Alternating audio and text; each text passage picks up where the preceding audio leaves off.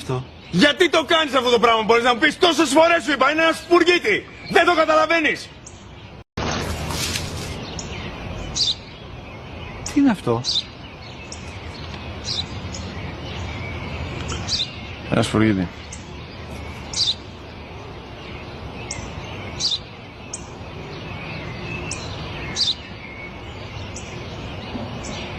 Τι είναι αυτό?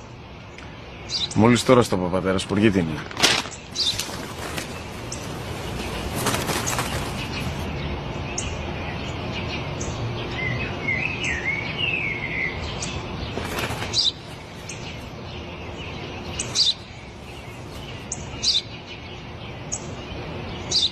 Τι είναι αυτό?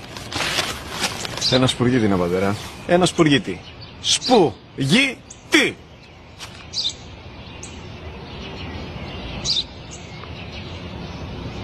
Τι είναι αυτό? Γιατί το κάνεις αυτό το πράγμα, μπορείς να μου πεις? Τόσες φορές σου είπα, είναι ένα σπουργίτη. Δεν το καταλαβαίνεις. Πού πας?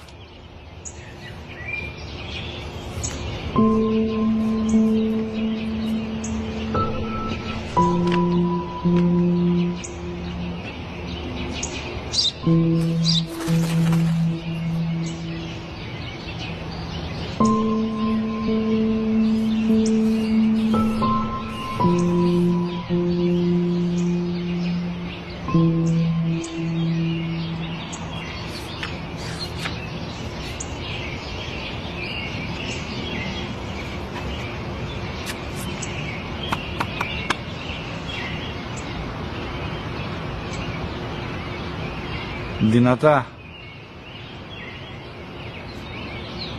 Σήμερα ο μικρός μου γιος που πριν λίγες μέρες έκλεισε τα 3 καθόταν μαζί μου έξω στο πάρκο όταν ένα σπουργίτη ήρθε και κάθισε απέναντί μας. Ο γιος μου με ρώτησε 21 φορές τι ήταν αυτό και του απάντησα και τις 21 φορές ότι ήταν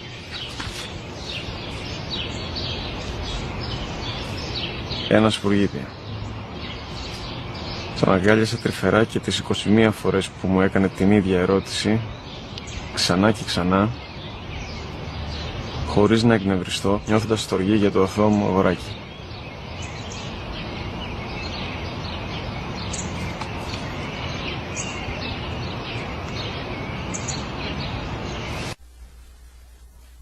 وقضى ربك